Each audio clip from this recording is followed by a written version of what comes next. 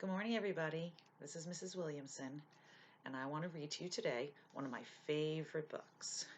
This book is called Giraffes Can't Dance.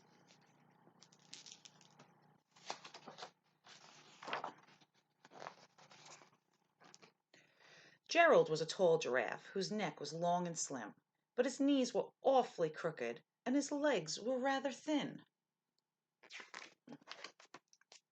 He was very good at standing still and munching shoots off trees, but when he tried to run around, he buckled at the knees. Now, every year in Africa, they hold a jungle dance where every single animal turns up to skip and prance.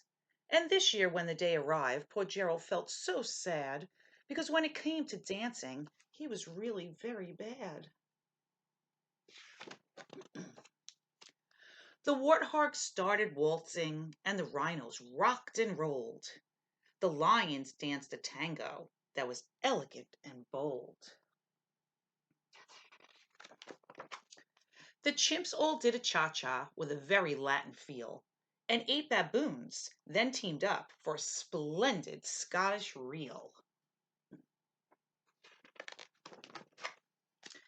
Gerald swallowed bravely as he walked towards the floor, but the lions saw him coming, and they soon began to roar. "Hey, look at clumsy Gerald," the animals all sneered. "Giraffes can't dance, you silly fool. Oh, Gerald, you're so weird." Gerald simply froze up. He was rooted to the spot. "They're right," he thought. "I'm useless. Oh, I feel like such a clot." So he crept off from the dance floor and he started walking home. He'd never felt so sad before, so sad and so alone. Then he found a little clearing and he looked up at the sky. "The moon can be so beautiful," he whispered with a sigh. "Excuse me," coughed a cricket, who'd seen Gerald earlier on, "but sometimes when you're different, you just need a different song."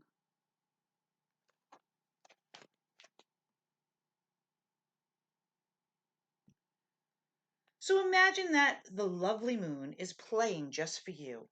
Everything makes music if you really want it to. With that, the cricket smiled and picked up his violin. Then Gerald felt his body do the most amazing thing. His hoofs had started shuffling, making circles on the ground. His neck was gently swaying and his tail was swishing around. He threw his legs out sideways and he swung them everywhere. Then he did a backward somersault and leapt up into the air. Gerald felt so wonderful his mouth was open wide. "I am dancing, yes, I am dancing. I am dancing," Gerald cried. Then one by one each animal who'd been there at the dance arrived while Gerald boogied and watched him, and they were quite entranced. They shouted, "It's a miracle! We must be in a dream. Gerald's the best dancer that we've ever seen." "How did you learn to dance like that? Please, Gerald, tell us how." But Gerald simply twirled around and finished with a bow.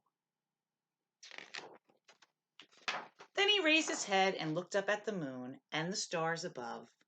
"We all can dance," he said, "when we find music that we love." I hope you're all dancing.